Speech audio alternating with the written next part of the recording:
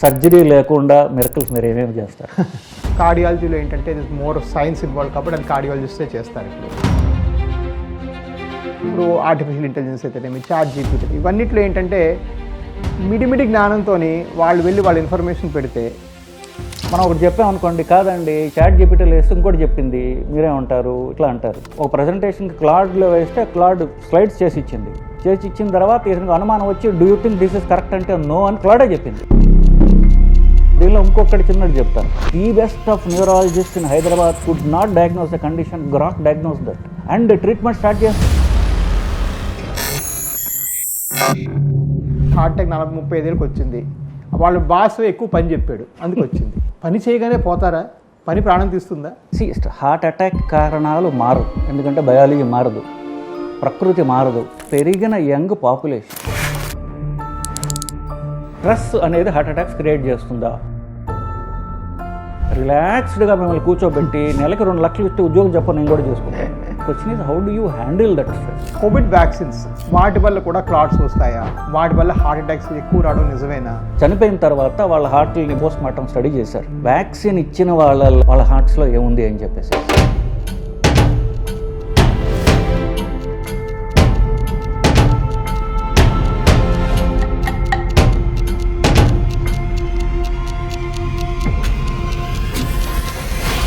Welcome to doctor talk with the doctor. బాగున్నాను రాజ్. ఇది topic doctor to doctor కంటే friend to friend లాగా మనం కొంచెం మాడిఫై చేద్దాం.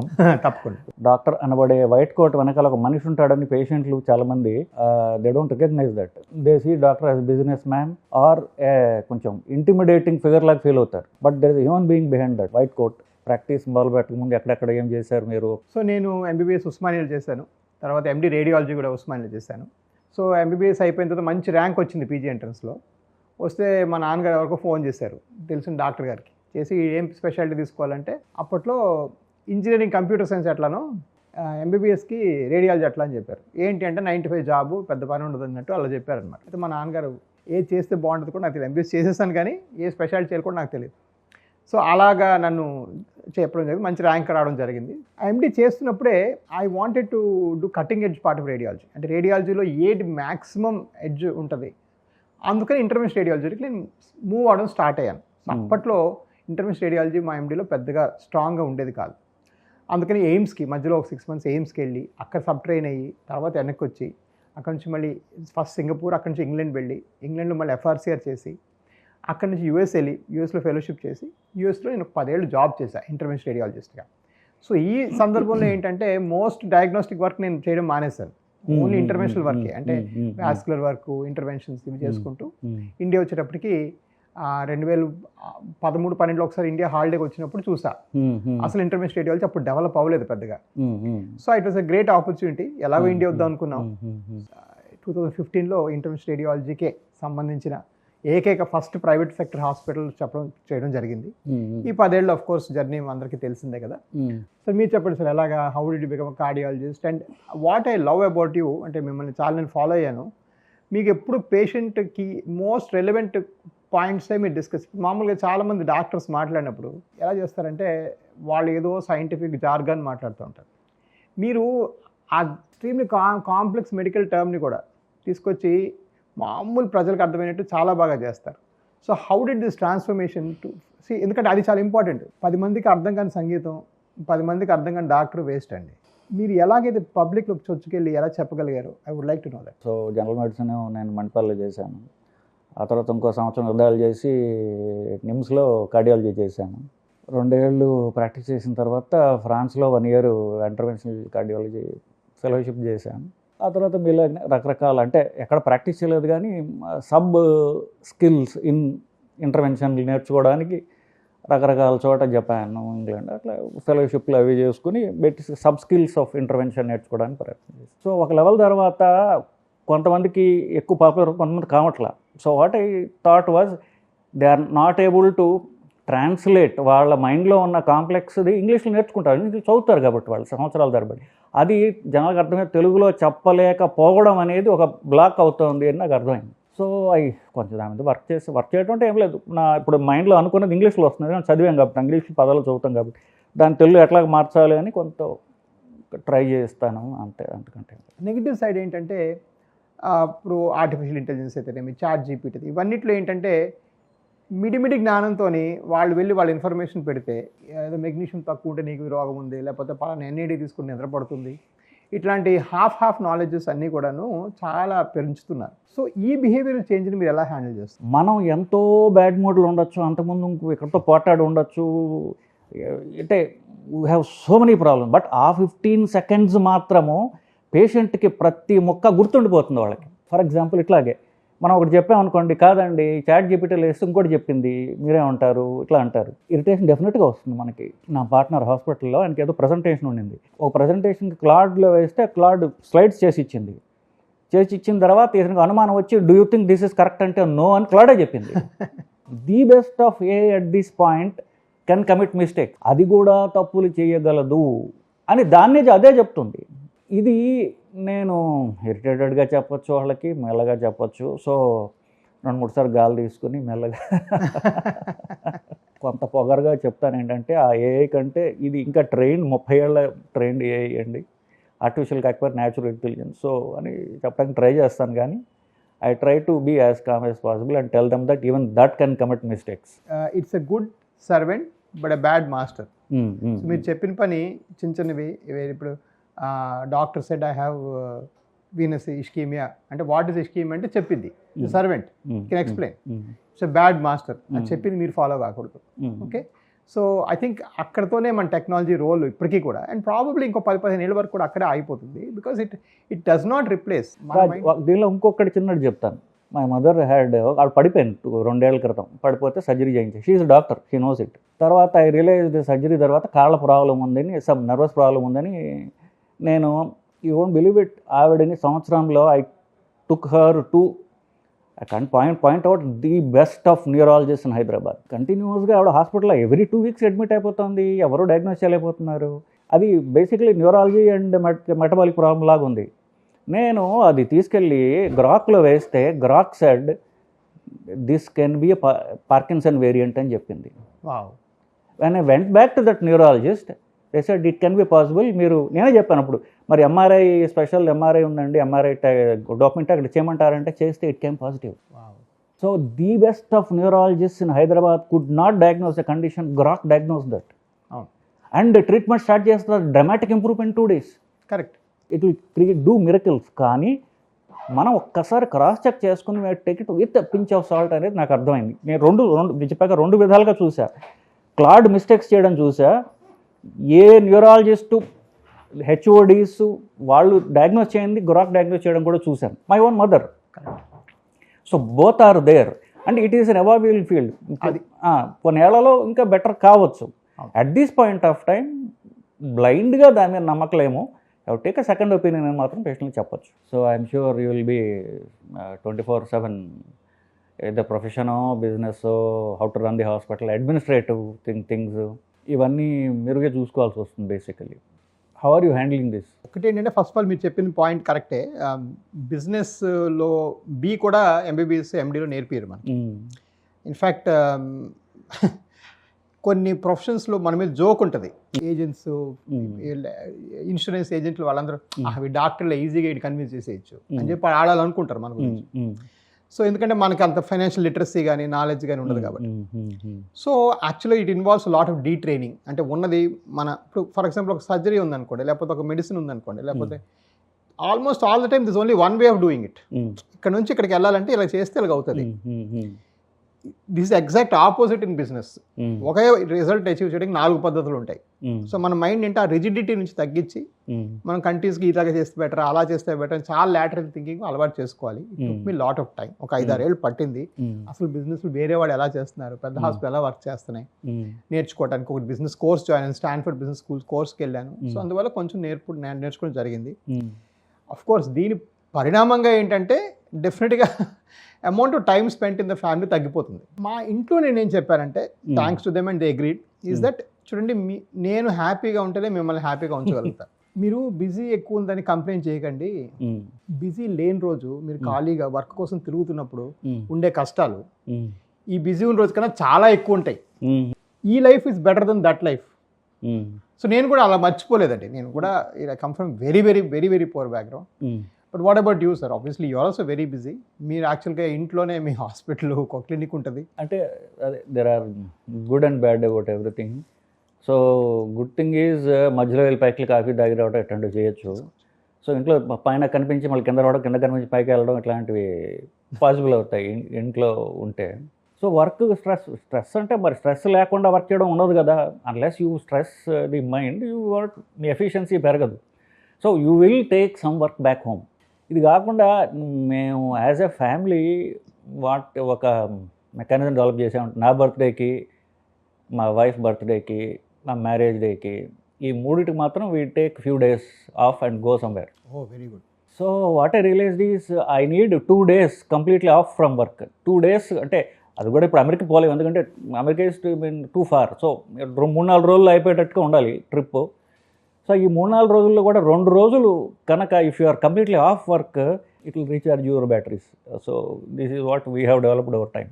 And how do you keep yourself healthy sir? Exercise, fitness, food? ఒక ఆయన వస్తే నేను రొటీన్గా చెప్పుకుంటూ పోతున్నా, బరువు తగ్గాలండి, నడవాలి, ఇది ఇది అంటే ఆయన వైఫ్ నన్ను పైనుంచి కిందకి ఇలా చూసింది. ఒక్క క్షణం ఎక్కువ నా పొట్ట మీద ఇలా చూసింది అనమాట. చూస్తే ఐ ఫెల్ట్ రియలీ ఇన్సల్టెడ్ అనమాట. 98% of doctors are not fit. Correct. నేను ఇంకోళ్ళ పేషెంట్కి చెప్పే ముందు నేను చెయ్యాలి, నేను చెప్పింది అట్లీస్ట్ చేయకపోతే we are not a good example to the patient అని అర్థమైంది. ఆ పేషెంట్ ముఖం, ఆ పేషెంట్ వైఫ్ ముఖం ఇప్పటికీ గుర్తు నాకు. ద లుక్ షీ గేవ్ బాగా గుర్తుంటుంది నాకు. సో బరువు తగ్గకపోతే ఇక వీళ్ళు ఇన్సల్ట్ చేస్తారని, so I try to keep అది. మీరు రాజ్, మీరేం చేస్తున్నారు? నాకు కూడా సిమిలర్ స్టోరీ. ఇన్ఫ్యాక్ట్ నాకు ఫుడ్ విషయంలో ఎప్పుడు ఐడియా వచ్చిందంటే, ఒకసారి ఇలాగే బఫేకి వెళ్ళాము, ఒక కార్డియక్ సర్జన్ నేను వెళ్తే ఆ బఫేలో వాడు లాస్ట్కి వెళ్ళి కూర్చుంటున్నాడు. ఏమైందిరా అంటే, ఈ పక్కన మన హాస్పిటల్ ఉందిరా, మన పేషెంట్లు వస్తారు, వాళ్ళు మనం పెట్టుకునేవి చూస్తే మనల్ని అంటారు, మేమేమో ఉప్పు తినకండి, ఇవి తినకండి, మాంసం తినకండి, మనం అన్నీ తింటున్నాం అని చెప్పేసి. సో దట్ డే కొంచెం నాకు కాస్త కొంచెం అవేకింగ్, అన్న కరెక్టే కదా, మనం ఎంతమందికి చెప్తున్నాం, మనమే తినట్లేదు అనేసి. ఇది ఈ థాట్ ప్రాసెస్ నాకు 3-4 years ago స్టార్ట్ అయినప్పటి నుంచి నేను బయట వండే ఫుడ్ని కూడా క్రిటికల్గా చూడడం మొదలెట్టాను. అసలు వాళ్ళు ఎంతో ఆయిల్స్ వేస్తున్నారు ఇది. సో ఆల్మోస్ట్ ఫుడ్ అయితే చాలా క్లీనప్ చేసేసుకున్నాను. మోస్ట్లీ ఇంట్లోనే తింటాను. Of course I do it non veg, కానీ చాలా తక్కువ. ఎక్సర్సైజ్లో మాత్రం నా మైండ్ కొంచెం ఏంటంటే, ఆ ఉన్న 1 hour కూడా కాస్త సెమీ వర్క్, అంటే వర్క్ కాదు, స్ట్రాటజీ అండ్ థింకింగ్ మీద నాకు మైండ్ అవసరం. This lot of నీమా, non exercise metabolic activity. So దాని మీద బాగా ఫోకస్ చేస్తాను. సో పొరపాటుని లిఫ్ట్ తీసుకోను, మా హాస్పిటల్లో కానీ బయట కానీ ఎక్కడ లిఫ్ట్ తీసుకోను, వీళ్ళంతా మెట్లు ఎక్కుతా. ఎయిర్పోర్ట్లో కూడా గిగ్గిలు పొరపాటును తీసుకోను. By the way I travel 5 times a week. So ఇవన్నీ కూడాను నాకు అవి కూడా యాడ్ అయిపోతుంటాయి, నాన్ ఎక్సర్సైజ్ యాక్టివిటీస్ కూడా. If you are in private practice, corporate ప్రాక్టీస్లో, then you are force to probably show more incomes and all that. ఈ స్టేజ్లో మీరు ఇండిపెండెంట్ ఆర్గనైజేషన్ స్టార్ట్ చేయడానికి మీకు ఐడియా ఎలా వచ్చింది? మీరు ఎలా స్టార్ట్ చేశారు దీన్ని? రైట్ అండి. సో బేసిక్గా యూఆర్ ఆల్సో సెమీ ఎంటర్ప్రెన్యూర్ కదా, మీకు తెలిసిందే. ఏంటంటే బేసిక్గా ఆ ల్యాక్ ఆఫ్ ఇండిపెండెన్సే నాకు పుష్ చేసింది, టు బి ఫేర్. వచ్చిన కొన్నాళ్ళు నేను కూడా ఒక 2-3 months వేరే కార్పొరేట్స్లో చేశాను. ప్యూర్ కార్పొరేట్లో మీరు జాబ్ చేసినప్పుడు చాలా ఎథిక్స్కి మనం వీడుకోలు చెప్పాలి. ఎందుకో నాకు అది వీలు పడలేదు. So first of all it was a genuine heartful decision. ఇది బిజినెస్లో డబ్బులు సంపాదించి పెట్టింది, నా హార్ట్ నిండా నాకు అనిపించింది ఏంటంటే, ఫస్ట్ ఆఫ్ ఆల్ నా ఫీల్డ్ డెవలప్ అవ్వదు.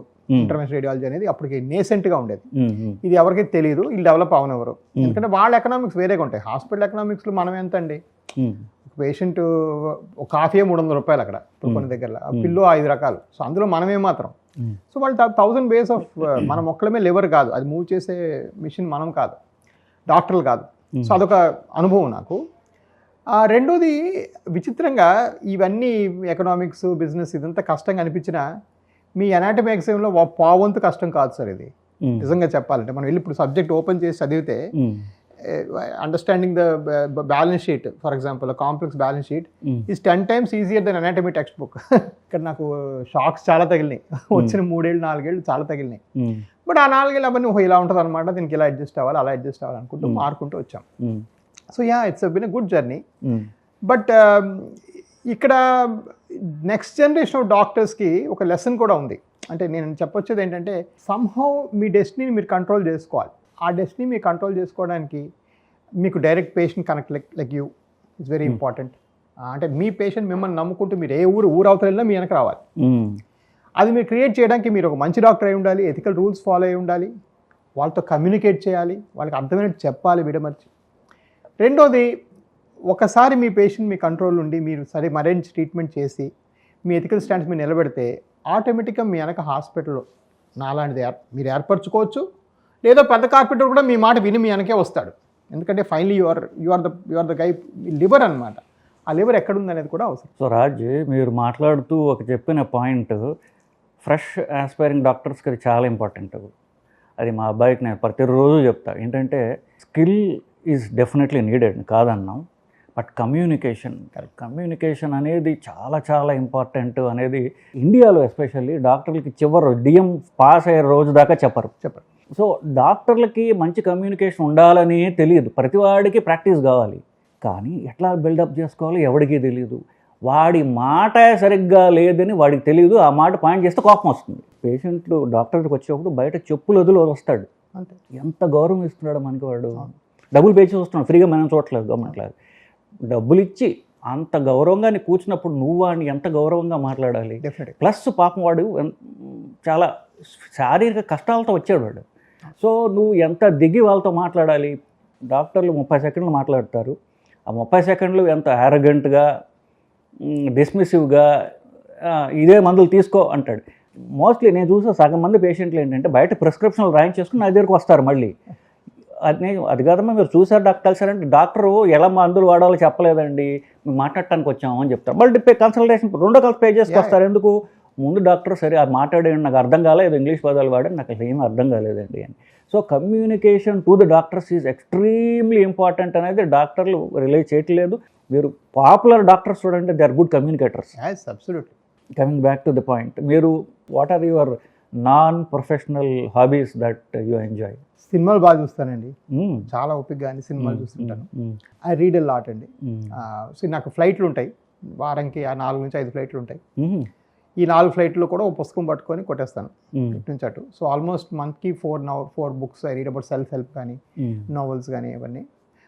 These keep me relaxed most. అంటే నా మనసు చాలా నిండిపోయేది ఏంటంటే అలా కళ్ళు మూసుకొని where was I 10 years ago, where am I now, where was I 20 years ago, where am I now అని ఆ గ్రాటిట్యూడ్ జర్నల్ లాగా రాసుకుంటుంటా.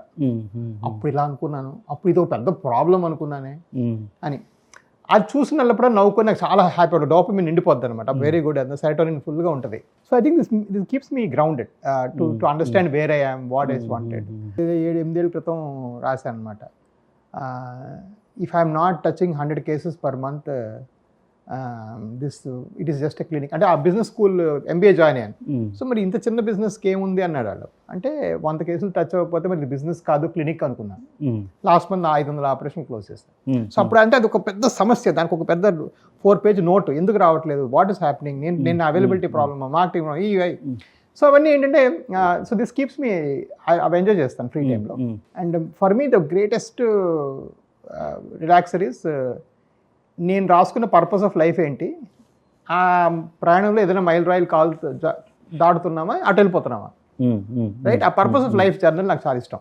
డాక్టర్ శ్రీనివాస్ గారు. సో ఇప్పుడు ఏంటంటే ఇప్పుడు దాకా నేను తాగిన 100 cigarettes అయితేనేమి, నేను తీసుకున్న మటన్ బిర్యానీలు అయితేనేమి, తాగిన ఆల్కహాల్ అయితేనేమి, ఇవన్నీ కూడాను ఓవర్ నైట్ వెళ్ళిపోవాలని నాకు 3 స్టెంట్లు వేసే బ్రహ్మాండంగా ఉండాలి. అసలు ఆ స్టెంట్ మళ్ళీ బ్లాక్ అవ్వకూడదు అన్నట్టు ఒక టైప్ ఆఫ్ యాటిట్యూడ్ కూడా నేను చూస్తున్నాను. సో మీరు ఇవన్నీ ఎలా హ్యాండిల్ చేస్తారు? మేము ఒక సిస్టమ్ డెవలప్ చేసాం అనమాట. కౌన్సిలర్స్ ఈ ప్రొసీజర్కి రిస్క్ ఉంటుంది అని చెప్పి మాటికి ప్రతిరోజు పేషెంట్కి చెప్పడం. సో సక్సెస్ రేటు ఉంటుంది, కాంప్లికేషన్స్ కూడా జరిగే అవకాశాలు ఉంటాయి.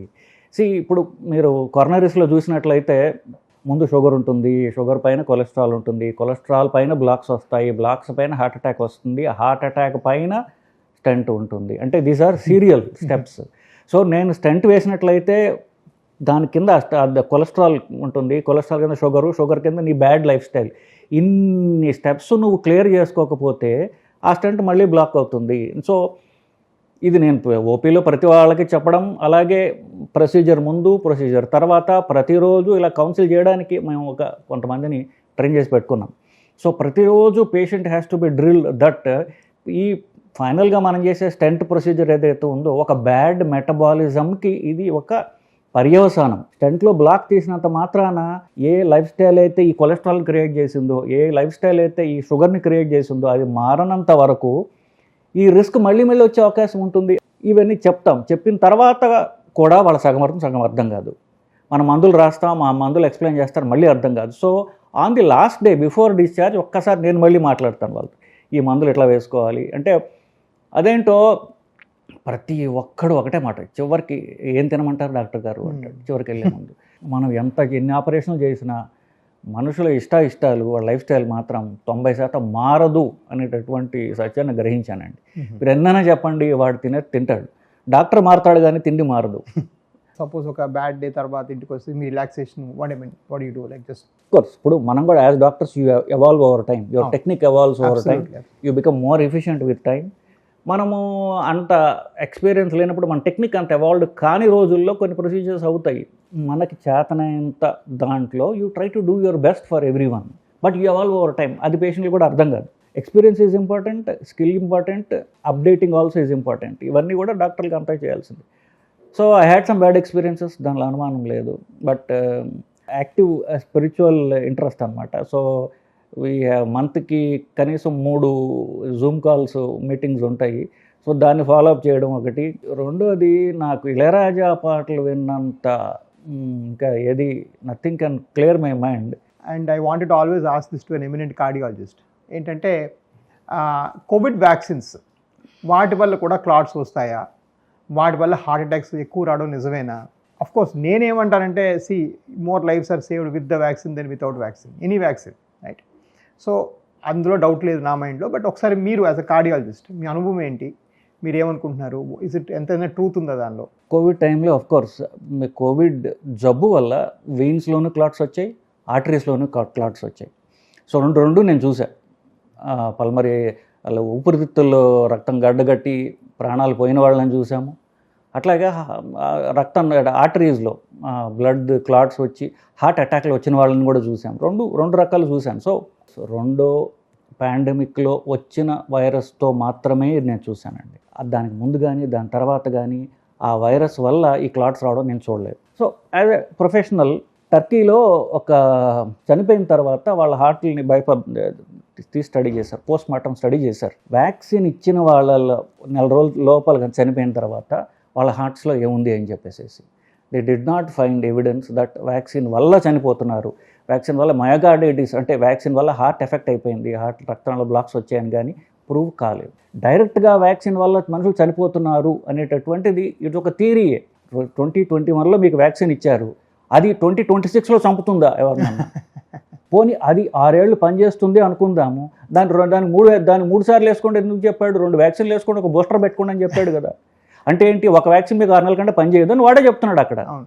కానీ మీరు 6 ఏళ్ల తర్వాత కూడా ఆ వ్యాక్సిన్ చంపుతోంది అనుకుంటే అది బయాలజికలీ పాసిబుల్ కాదండి అని చెప్తాను బేసికలీ. కానీ ఈ సడన్ డెత్లు వస్తున్నాయి, ఆల్ యంగ్ డెత్స్కి రకరకాల కారణాలు ఉండొచ్చు. ఇన్ఫ్యాక్ట్ లాస్ట్ ఇయర్ కర్ణాటకలో హసన్ జిల్లాలో ఇట్లాగే ఒక యంగ్ డెత్స్ వచ్చేస్తున్నాయని చెప్పి 34 మంది ఒకసారి చనిపోయారు, అందరూ యంగ్ గ్రూప్ అని చెప్పేసి గోల పెట్టి అందరూ గవర్నమెంట్ హాస్పిటల్ ముట్టడిస్తే ఐసీఎంఆర్ వాళ్ళు స్టడీ ఆర్గనైజ్ పెట్టారు with the Jayadeva hospital of Bengaluru. Medical superintendent did that study. Same వచ్చింది. ఈ 34 మందిలో 17-18 మంది స్మోకర్సు. వాళ్ళు స్మోకింగ్ చేస్తాడు కానీ కరోనా వైరస్ అని చంపింది అంటాడు. సో వాడు షుగర్ వేస్తాడు, వాడు బ్యాడ్ స్టైల్ లైఫ్కి వాడు బ్లేమ్ చేయడు. Always they blame some doctor ఇన్ఎఫిషియన్సీయో లేకపోతే కోవిడ్ వైరస్. సో ఇది మనుషుల యొక్క అమాయకత్వాన్ని ఇంకొక చోట బ్లేమ్ చేయడం మాత్రమే తప్ప వైరస్ వచ్చి పోయి 6 ఏళ్ళు అయిపోయిందని. ఎవ్వరు కూడా నాకు మేబీ ఇందులో ఈ మొత్తం ఇంటర్వ్యూలో ఇది మోస్ట్ రెలవెంట్ పాయింట్. ఎవరు ఎలాంటి వాళ్ళన్నా ఒక హెల్త్ అడ్వైస్ తీసుకోవాలంటే ఒక మంచి క్వాలిటీ డాక్టర్ దగ్గరే తీసుకోవాలి. మీరు ఎటువంటి యూట్యూబ్ వీడియోలో లేకపోతే అన్ఎడ్యుకేటెడ్ పీపుల్ దగ్గర, మెడికల్లీ అన్క్వాలిఫైడ్ పీపుల్ దగ్గర ఏదో వాళ్ళు టీఆర్పీ పెంచుకోవడం కోసం డాక్టర్ క్లియర్గా చెప్పారు. అసలు ఆ వ్యాక్సిన్కి ఆ హార్ట్ అటాక్ ఎప్పుడు 5 ఏళ్ళ క్రితం ఇచ్చిన వ్యాక్సిన్కి 6 ఏళ్ళ క్రితం వచ్చిన హార్ట్ అటాక్కి సంబంధమే లేదు. అయినా అలా పెట్టడం కొంతమంది చేసిన చాలా తప్పుడు విషయం అనమాట. ఇఫ్ ఎనీథింగ్ దీనివల్ల పబ్లిక్ హెల్త్ డ్యామేజ్ అవుతుంది. కొన్ని వేల మంది అలా ఒక వ్యాక్సిన్ మానేస్తే ఎంతోమంది అపాయం లోనవుతారు. సో ఇది చాలా important point. I think thank you very much. ఇది చాలా బాగా చెప్పారు డాక్టర్ గారు. Coming back to the topic of young heart attack. సరే, ఈ వ్యాక్సినేటెడ్ పాపులేషన్ వదిలేద్దాం. పలానా ఒక మెడికల్ రెసిడెంట్కి హార్ట్ అటాక్ 35 ఏళ్ళకి వచ్చింది, వాళ్ళ బాస్ ఎక్కువ పని చెప్పాడు అందుకు వచ్చింది. లేకపోతే ఐటీ ఎంప్లాయ్కి వచ్చింది, వాళ్ళ సిస్టమ్ మేనేజరు రాత్రి ఏదో 2 దాకా ప్రాజెక్ట్ చేయమన్నారని రాసేస్తున్నారు. పని చేయగానే పోతారా? పని ప్రాణం తీస్తుందా? ఒకసారి చెప్పండి. ఎందుకంటే నేను వారానికి 70 గంటలు పని చేస్తాను, ఇప్పటికైతే దేవుడి దయ వల్ల బాగానే ఉన్నాను. సో ఇది కొంచెం సర్కాస్టిక్గా కూడా చెప్తుంది, కానీ ఇట్స్ నాట్ కరెక్ట్. ఎవరూ చనిపోకూడదు, నిజమే. బట్ ద సేమ్ టైం ఒకటి అవ్వగానే అన్సైంటిఫిక్గా దానికి చెప్తున్నారు. సో దాని సైంటిఫిక్ బేసిస్ ఏంటి ఇప్పుడు younger heart attacks are coming? So 2 points Raj. Basically heart attacks young పాపులేషన్లో పెరిగాయా? డెఫినెట్గా పెరిగాయి. హార్ట్ అటాక్ కారణాలు మారవు, ఎందుకంటే బయాలజీ మారదు, ప్రకృతి మారదు. సో హార్ట్ అటాక్లకి కారణం పెరగడానికి కారణం ఏంటంటే పెరిగిన యంగ్ పాపులేషన్. 84% మంది మన భారతదేశంలో ఇప్పుడు 35 ఏళ్ళ కంటే తక్కువ ఉన్నారు. కరెక్ట్. పాపులేషన్ పెరుగుతోంది, యంగ్ పీపుల్ పెరుగుతున్నారు కాబట్టి హార్ట్ అటాక్స్ పెరుగుతున్నాయి. ఫస్ట్. సెకండ్ పాయింట్, భారతదేశంలో మనం జెనెటిక్గా హార్ట్ అటాక్స్కి మనం ఎక్కువ రిస్క్, మనకి ఎక్కువ. మనం ఎక్సర్సైజ్ చేయము, తిండి ఆపము. సో ఈ కారణాల వల్ల బ్లాక్స్ పెరిగాయి. కొత్తగా ఏదో వచ్చి కొత్త భూతం వచ్చి మనుషులు ప్రాణాలు తీయట్లేదు బేసికలీ. సో పాపులేషన్ పెరిగింది, పాపులేషన్ ఎక్సర్సైజ్ చేయదు. అఫ్కోర్స్ స్మోకింగ్ తగ్గింది, that's a good point. So sugar పెరిగింది, లైఫ్ స్టైల్ మార్చుకోవడం అనేది మన కల్చర్లోనే లేదు. ఈ కారణాల చేత హార్ట్ అటాక్స్ పెరిగాయి. సోషల్ మీడియాలో దాని సెన్సేషనలైజ్ చేయడం, ఫోన్లు ఎక్కడ పట్టక రావడం వల్ల ఇది ఎక్కువగా రిపోర్ట్ చేయబడుతోంది. ఎక్కడో డ్యాన్స్ వేస్తూ వాడు చనిపోయాడు, లేకపోతే ఇలా చనిపోతుంది, ఇవన్నీ కూడా రిపోర్ట్ చేయబడుతున్నాయి తప్ప సో ఎక్కువగా జనాలు తెలుస్తోంది. మూడో పాయింట్ మీరు అడిగింది, స్ట్రెస్ అనేది హార్ట్ అటాక్స్ క్రియేట్ చేస్తుందా? నేను రోజుకి 10 మంది పేషెంట్ చూశాను అనుకోండి, 10 మందిలో 8 మందికి యాంగ్జైటీ ఉంటుందండి. సో స్ట్రెస్ అనేది సర్వసాధారణం. రిలాక్స్డ్గా మిమ్మల్ని కూర్చోబెట్టి నెలకి 2 లక్షలు ఇస్తే ఉద్యోగం చెప్పని నేను కూడా చేసుకుంటాను. సో ఉద్యోగం ఉంటేనే స్ట్రెస్, లైఫ్ అంటేనే stress. Question is how do you handle that stress? Stress వల్ల హార్ట్ అటాక్ వస్తుందా అంటే స్ట్రెస్ హార్ట్ అటాక్స్కి minor risk factor, major risk factor కాదు. సో స్ట్రెస్ చంపదు. Important point. స్ట్రెస్ వల్ల హార్ట్ ఫెయిల్యూర్ ఒక్కసారి, స్ట్రెస్ కాదు, తీవ్రమైనటువంటి బాధ, మెలంకలి, దానివల్ల ఒక రకమైన హార్ట్ ఫెయిల్యూర్ మాత్రం అది రీసెంట్గా దట్ ఈస్ నోన్. దాని డాక్టర్స్ కార్డియోమయోపతి అంటారు. సడన్గా తీవ్రమైన బాధ, షాకింగ్ న్యూస్ వచ్చినప్పుడు హార్ట్ ఫెయిల్ అవ్వచ్చు, కాక కొన్నిసార్లు ప్రాణాలు కూడా పోవచ్చు. తప్ప హార్ట్ అటాక్ స్ట్రెస్ వల్ల రావు. స్ట్రెస్ హ్యాండిల్ చేయలేకపోవడం అనేటటువంటిది, మానసిక దౌర్బల్యం అనేటటువంటిది సర్వసాధారణం అయిపోయింది బేసికలీ. మనకి కొత్త లైఫ్ స్టైల్లో మనం వర్క్ యూస్ఫుల్గా 10 మందికి పని చేయాలంటే ఎంతో కొంత స్ట్రెస్ తప్పదు. ఆ స్ట్రెస్ని మేనేజ్ చేసుకునే టెక్నిక్స్ నేర్చుకోవాలి, వాటిని మంచి డాక్టర్స్ని కలవాలి, మేనేజ్ చేసుకోవాలి. అంతేగాని దానివల్ల హార్ట్ అటాక్ వస్తుంది భయపడి దానికి దూరంగా వెళ్ళిపోతే కుదరదు. Because you have to do what you have to do. మొన్న ఎప్పుడు జిమ్కి వెళ్తే ఆ అబ్బాయి 4.5 hours చేస్తున్నాడు. సో పొద్దున్నే 6కి వచ్చి ఏదో ఒక 2 గంటలు చేసి మళ్ళీ ఏదో తినేసి తాగేసి, దాంతోపాటు వాడు పొరపాటున ఒక రైస్ గింజ కూడా తినడట, ఓన్లీ ప్రోటీన్ అట, రోజుకి 18 గుడ్లట. So this is exactly contrary to what I studied. నేనేం చదువుకున్నాను? బ్యాలెన్స్ ఫుడ్, ఒక గుప్పిడికి మించి ఏది ఉండకూడదు మీ ప్లేట్లో, 5 ఐటెంలు ఉండాలి, అన్నీ ఉండాలి, సమతుల్యంగా ఉండాలి. సో ఇది ఎగ్జాక్ట్లీ ఆపోజిట్ వస్తుంది. అండ్ ఈ సమతుల్యంగా తీసుకోమంటే మీరు ఇంటర్నెట్లో ఎవడు చూడడు. నేను ఇలాగేదో 18 గుడ్లు తినను బొమ్మ చూపిస్తే అందరూ చూసి అది తీసుకుంటారు. So there some negativity that gets promoted automatically. So మీరేమనుకుంటున్నారు? Is there something called exercising too much and is there something called dieting too much? అలా ఉంటే ఏమవుతుంది? 1 month బ్యాక్ ఒక పాడ్కాస్ట్ చూశానండి. ఒక 84-year-old లేడీని ఆయన ఇంటర్వ్యూ చేశాడు. ఆవిడ పెద్ద కొరియోగ్రాఫర్, షీఈ్ 84. సో మాటల సందర్భంలో ఆవిడ చెప్పింది, నేను 2 గంటలు జిమ్కి వెళ్తాను నేను అని చెప్పింది ఆవిడ. నాకున్నటువంటి బెస్ట్ ఇన్స్ట్రుమెంట్ ఏంటంటే, నేను కొరియోగ్రాఫర్ని, డాన్సర్ని, కాబట్టి this body is my instrument. So దీనిని నేను ఇంకెంత బాగా చూసుకోవాలి, అది బేసిక్ కామన్ సెన్స్ కదా అంది ఆవిడ. ఇకపోతే అందరూ అడిగే ప్రశ్న, ఓవర్ ట్రైనింగ్ అంటూ ఉందా? నాకు రన్నింగ్ గ్రూప్స్లో తెలిసి 200 కిలోమీటర్లు కంటిన్యూస్ రన్నింగ్ చేసిన వాడు నాకు తెలుసు. వాడు హైదరాబాద్లోనే ఉంటాడు. ఇండియన్ బోర్డర్ మ్యారథాన్ అని చేశారు, 200 కిలోమీటర్లు. 200 కిలోమీటర్లు పరిగెత్తాడు వాడు. ఎలా చేయగలిగాడు? Proper training. నా దృష్టిలో there is nothing like over training. Over train చచ్చిపోయిన వాడు ఒక్కడు నా దృష్టిలో. అది కూడా ఒక అనుమానం ఏంటంటే బ్రూస్లీ ఒక్కడే. ఆ బ్రూస్లీ చెప్పాడు, చచ్చిపోయాడు అంటారు, కానీ I don't really believe it. Because ఏ రన్నర్కి అయితే నేను చెప్పాను ఇప్పుడు, అతను ఒక హాస్పిటల్లో పనిచేసేవాడు, ప్రముఖ హాస్పిటల్లో పనిచేస్తే ఆ హాస్పిటల్లో కార్డియాలజిస్ట్ అతనికి ఈకో తీసి నీ గుండెకి జబ్బు వచ్చింది అని చెప్పాడు. అతను పరిగెత్తున్న దగ్గరికి వచ్చాడు. అతను నేను చూశాను, బాబు దీని పేరు అథ్లీట్స్ హార్ట్ అంటారు. కార్డియాలజీ టెక్స్ట్ బుక్లో ఒక చాప్టర్ ఉంది దాని గురించి. మామూలు గుండె వేరు, రన్నర్ గుండె వేరు, ఎండ్యూరెన్స్ అథ్లీట్ గుండె వేరు. గుండె అలా అడాప్ట్ అవుతుంది, మోకాళ్ళు అలా అడాప్ట్ అవుతాయి. సో నా దృష్టిలో there is no limit to exercise. Absolutely. You can train your body for doing miracles. That is the thing. So బేసిక్గా ఏంటంటే హ్యూమన్ బాడీని ఒక ఫేజెస్లో ట్రైన్ చేసుకుంటూ ఒక సైంటిఫిక్ పద్ధతిలో దాన్ని మనం ఎక్కడికైనా తీసుకెళ్ళచ్చు. ఇట్స్ మీరు చెప్పినట్టుగా it's a temple where so many miracles can happen. నిజమే. రాజ్, ఇప్పుడు మీ హాస్పిటల్లో రాజ్ అంటే ఎక్కువ వెరికోజ్ వెయిన్ స్పెషలిస్ట్ అని తెలుస్తుంది. సో మీరు వెరికోజ్ వెయిన్సే కాకుండా ఇంకా ఏమేమి సర్జరీ లేకుండా మిరకల్స్ మీరు ఏమేమి చేస్తారు? హిస్టారిక్గా చూస్తే ఫస్ట్ కరోనరీ యాంజియోప్లాస్టీ అమెరికాలో చేసిన ఆయన పేరు ఆండ్రియాస్ గ్రండ్సిక్. ఆయన రేడియాలజిస్ట్ యాక్చువల్గా. సో ఈ ఇంటర్వెన్షనల్ పద్ధతుల్లో అంటే ఎక్స్రే ఆన్ చేసుకుంటూ ట్రీట్మెంట్ చేసే అన్ని ఏరియాస్ చేస్తాం. అఫ్ కోర్స్ కార్డియాలజీలో ఏంటంటే ఇది మోర్ సైన్స్ ఇన్వాల్వ్ కాబట్టి అది కార్డియాలజిస్టే చేస్తారు ఇప్పుడు. బట్ అది మించి మిగిలినవన్నీ మేము చేస్తాం. బ్రెయిన్ స్ట్రోక్స్కి వెళ్ళి ఓపెన్ చేసి స్టెంట్ వేయటం స్ట్రోక్కి. ఇప్పుడు యాక్చువల్గా ఎలాగైతే ప్రైమరీ పీసీఐ అంటామో అలాగే బ్రెయిన్కి కూడా primary thrombolysis is one of the known treatments. అదేవిధంగా వ్యారికోజ్ వెయిన్స్ వాస్కులర్ ప్రొసీజర్స్ చాలా చేస్తాం. ఆర్టరీస్ వెళ్ళే కాళ్ళకి వెళ్ళే రక్తాన్ని ఓపెన్ చేస్తాం. గర్భాశయంలో కణితులు, యూట్రస్లో ఫైబ్రాయిడ్స్ అవి వస్తే ఏంటంటే ఈ రేడియల్ ఆర్టరీ నుంచి వెళ్ళి లోపలికి వెళ్ళి ఆ కణితిని మాత్రమే దాన్ని తగ్గించగలం.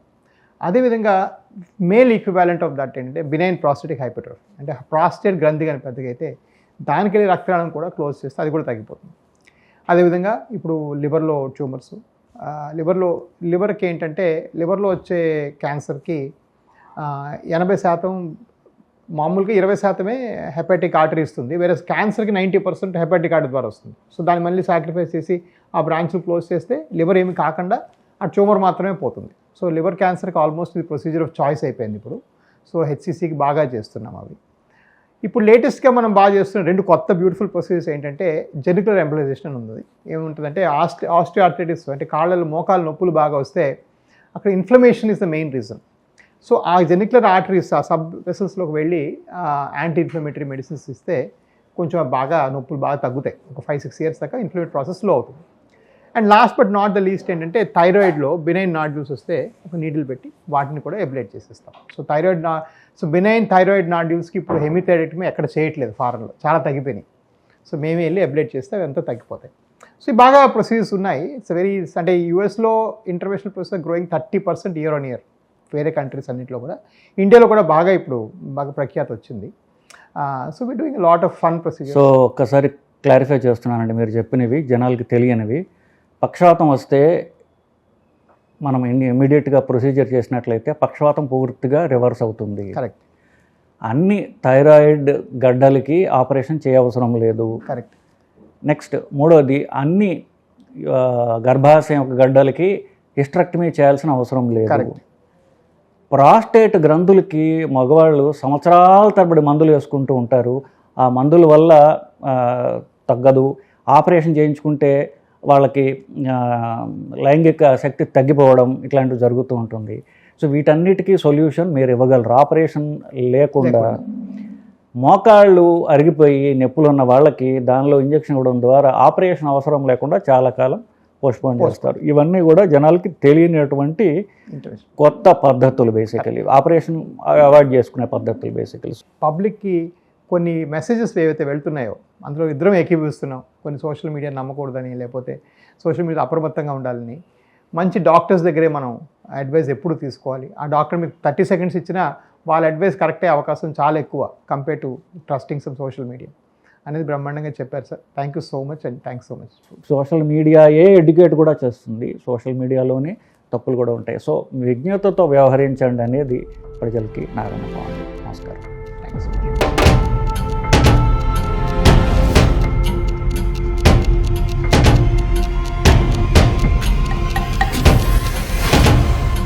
And for more videos, please subscribe to iDream. Please subscribe to iDream. Please subscribe iDream. And please subscribe to iDream. For more videos, subscribe to iDream. please like, share and subscribe to the channel.